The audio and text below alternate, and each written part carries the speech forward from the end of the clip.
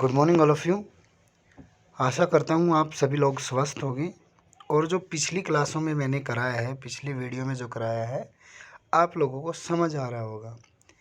अगले दो टॉपिक हैं, बड़े छोटे टॉपिक हैं, ज़्यादा बड़े टॉपिक नहीं है। खटका और मुर्गी दोनों टॉपिक आप लोगों के सामने ही हैं। और इसके बाद आपका ग्रंथ और कुछ टॉपिक जो बड़े टॉपिक आते हैं वो रहेंगे, छोटे टॉपिक ख़त्म हो जाएंगे। तो आज देख लेते हैं हम खटका और मुर्गी। देखिए, खटका किसी एक स्वर को उसके आगे पीछे के स्वरों के साथ शीघ्रता के साथ बोलना, शीघ्रता मतलब स्पीड से बोलना, खटका कहलाता है या खटका कहेंगे उसको। कोई एक स्वर है, उसके स्वर के आगे और पीछे वाले स्वरों को एक साथ शीघ्रता के साथ बोलना खटका कहलाता है। यह क्रिया गायन को सुंदर और अलंकृत मतलब जैसे अलंकार मैंने बताया था कि अलंकारों का मतलब क्या होता है। आभूषण, शाब्दिक अर्थ आभूषण होता है। और आभूषण जो है क्या काम करते हैं, किसी भी चीज़ की सुंदरता बढ़ाने के लिए। तो संगीत में अलंकार जो हैं क्या करते हैं, उसकी सुंदरता बढ़ाते हैं। तो यहाँ पे अगर अलंकृत मतलब लिया गया है तो खटका क्या करता है, खटका भी किसी गायकी की सुंदरता बढ़ाने के लिए प्रयोग किया जाता है। उसको ये है, इसको किस प्रकार से समझ सकते हैं। माना कि हमें पंचम स्वर मतलब पास्वर, पंचम पास्वर को बोलते हैं, पास्वर में खटका लेना है। माना कि हमें पास्वर में खटका लेना है तो उसके लिए हम पास्वर बोलने से पहले उसके बगल वाले स्वरों से, चाहे धैवत है चाहे मध्यम है। देखो, पास्वर के पहले क्या है, मा स्वर मतलब मध्यम, और पा के बाद क्या है, धा स्वर मतलब धैवत। और पा स्वर बोलने से पहले उसके जो बगल वाले जो स्वर हैं, चाहे धा है चाहे माँ है, उसे शीघ्रता के साथ स्पीड से स्पर्श करके पा स्वर पर पहुंचना खटका कहलाएगा। रिपीट कर देता हूँ। जो मान लेते हैं अगर पा स्वर पे हमें खटका लेना है तो पा स्वर के आगे और पीछे वाले जो स्वर हैं, माँ और धा स्वर, उनको क्या करना है, स्पीड के साथ शीघ्रता से स्पर्श करते हुए पंचम स्वर पर पहुंचना, उसे खटका कहेंगे। खटका प्राचीन गमक का ही एक प्रकार है।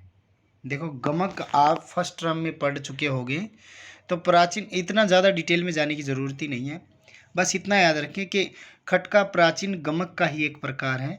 उसके प्रयोग से किसी भी रचना की सौंदर्य वृद्धि होती है। अब खटका प्रयोग क्यों किया जाता है, किसी गायकी की सुंदरता को बढ़ाने के लिए।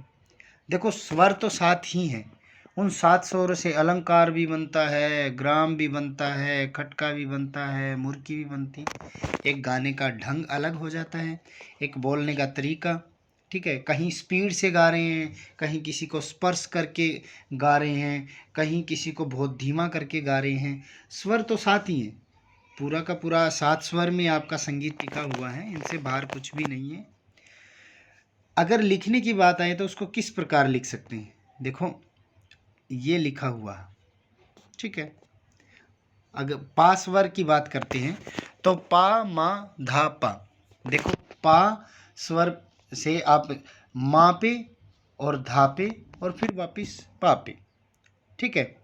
उसके अगल बगल के दोनों स्वर हैं, वो दोनों के दोनों इंक्लूड किए हैं, मा और धा, फिर पा पे आके रुक गए हैं, ठीक है। अब आती है मुर्की। देखो, 4 लाइनों में आपका टॉपिक ख़त्म हो जाता है मुर्गी का भी। द्रुत गति से 3 स्वरों को एक अर्धगोलाई बनाने को मुर्की कहते हैं। देखो, कुछ ज़्यादा आपको फ़र्क नहीं दिखेगा, क्योंकि फ़र्क क्यों नहीं दिखेगा, क्योंकि 7 स्वर ही हैं। आप लोगों को फ़र्क समझने में थोड़ा टाइम लगेगा, लेकिन फ़र्क तो होता ही है। यह एक प्रकार का कण है। इसको लिखने के लिए मूल स्वर के बाईं तरफ 2 स्वरों का कण लिया जाता है।